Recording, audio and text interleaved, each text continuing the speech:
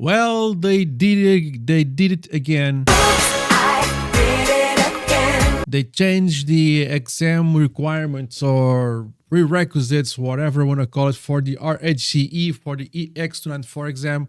So they changed it again. So let's. I have checked this. I know what the differences are, the main ones, so to speak. So let's see what actually matters to us people that are candidates to the new EX294 exam. So let's see what are what the differences are and what you should be worried about, if anything. So these are the new prerequisites and descriptions. This is the old, so I have the old and the new for us to compare. So let's see if you have anything to worry about. Let's see how you can prepare. So if you're watching this on a short form, come check the long form, because 3 minutes is not enough to discuss everything. Come check the long form. You should be linked to this short. Let's go there, like, subscribe, hype, and comment. And for the long form peeps, let's then carry on here with our discussion. So this is the new one. People are calling this the version 10 versus version 9. I'm not totally sure if I agree with this. But well, let's call it 10 and 9 just to have something to grab on to. But the previous one was not related to 9 in any way. It was related to the Ansible platform and all its ecosystem, not to the platform itself. So I don't think you should be worried about too much on the platform, but what they ask you to do with it. But people are calling this the version 10 and version 9, and it's fine. It's okay. You can use this way to identify stuff so can differentiate between one and the other. So that's fine. So this is version 10, the newest one, and the description, it's all that you would expect. If you compare to the other one, so let's go to the main description. So exam description, performance, blah blah blah, RHCE. So if you go line by line, it's the same. A current RHCA needs to be held. Basically the same thing. Bypassing count toward blah blah blah. There is some differences in the wording. Current RHCA certification is required, which is not surprising. On the new one, they don't say that. Let's see. Let's find current. Who are not current? Jesus, cannot speak. Whereas for engineers who are not current with, or who are becoming non-current with, you certify the risk to certify. Yeah. So they don't mention here the. They don't mention RHCSA. Let's see, RHCSA. So they mentioned the training. They mentioned to review it, but they don't mention you need to have it. So you don't need to have the previous certification to get certified on the RHCE.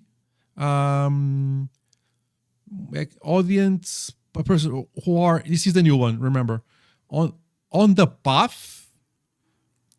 So so they don't say you need to have it, but you need to be somewhere aware of.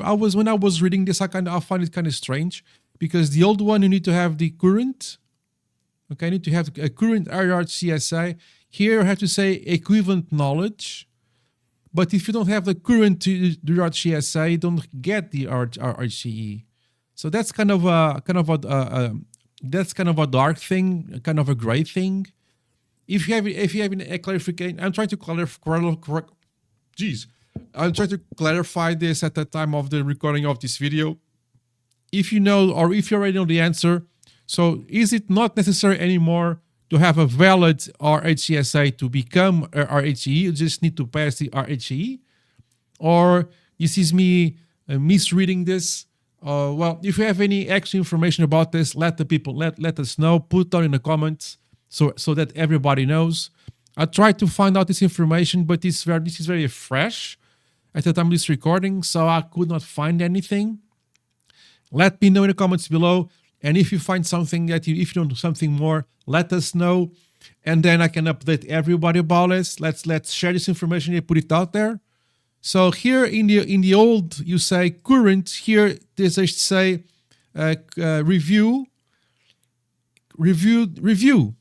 objectives. Review the objectives. So they don't say you need to have RHCSA, or by reviewing you need to have the RHCSA.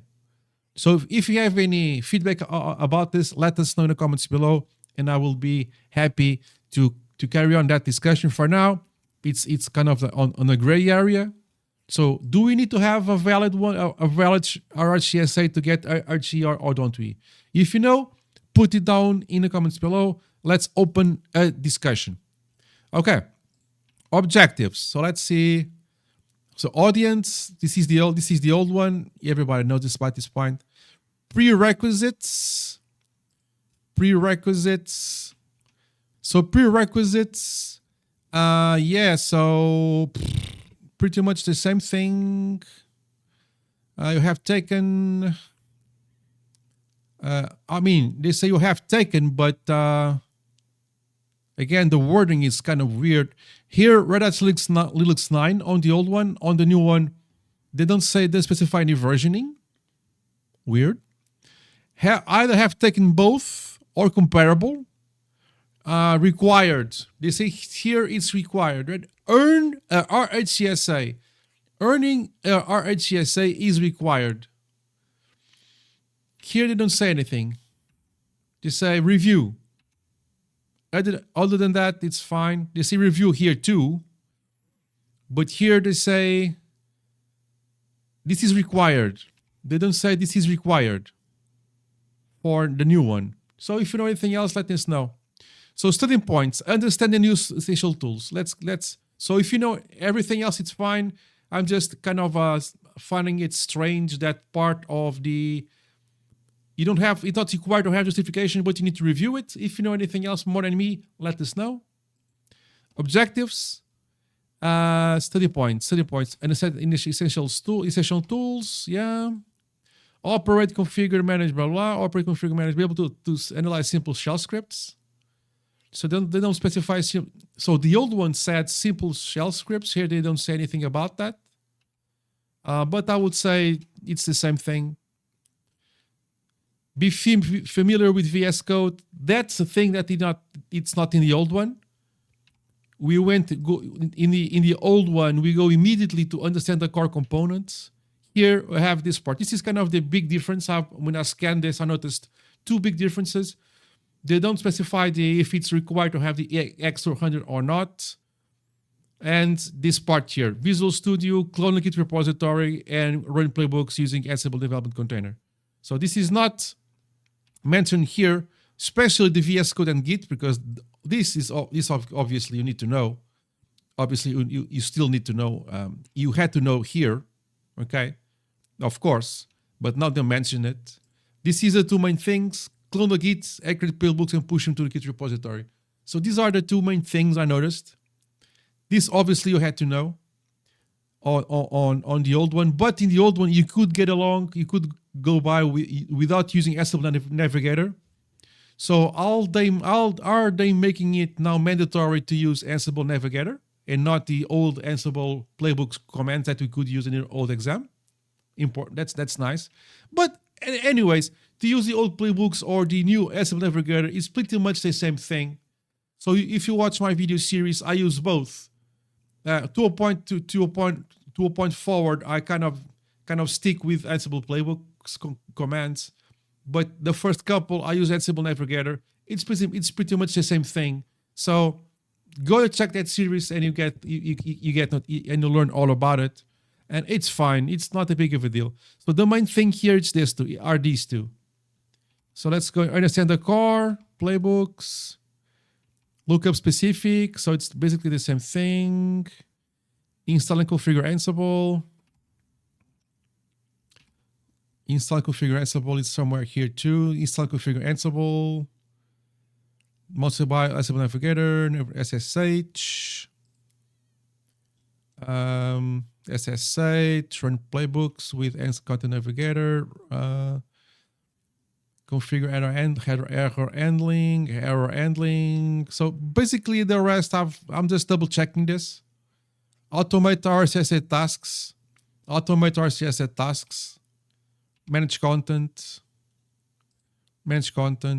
and so everything is pretty much the same except this section here, okay? Especially these two, because you had to do this anyway in the previous exam version, so we are good to go there. So we are fine. So for the prep, what you need to know. What you need to know: preparation. 124, 134, 124, 134. Oh, this is different. Red Hat Enterprise Automation with Ansible AU294 to prep. So they recommend a different training. So this is the same thing with a different name, isn't it? So instead of being called System 3, now it's called Enterprise Automation with Ansible. So pretty much the same thing with a different name. Exam format, same thing. Scores and reporting, platforms. So three major differences. So let's wrap this up. So three major differences. You have is it required to have the RHCE or not to get a valid RHCE certification? If you know, I'll try to find this out. If I find our answer in the meantime, I'm going to put it on a short or on a community post. But if you do, or a pinned comment in this video. But if you know before me when you're watching this video, let me know in the comments below, and I'll pin your post so everybody can see it. Those are the two differences in the kind of the core things. This part here, these are the main differences, and that last part of different cores to prepare. So for me, two big things: do we need to have the RHCSA valid RHCSA to become a RHCE, or yes or no?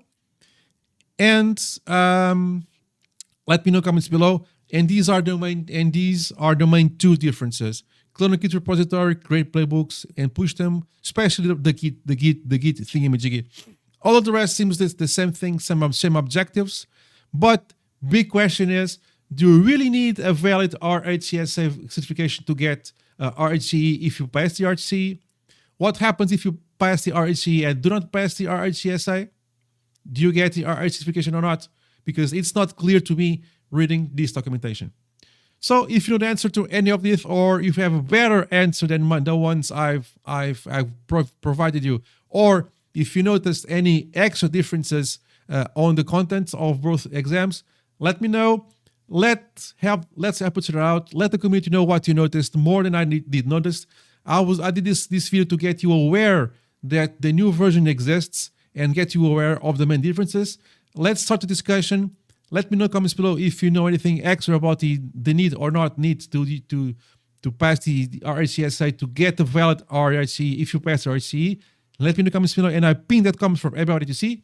Like, subscribe, hype, and comment. Check my Gumroad, and I see you in the next one. Cheers, guys.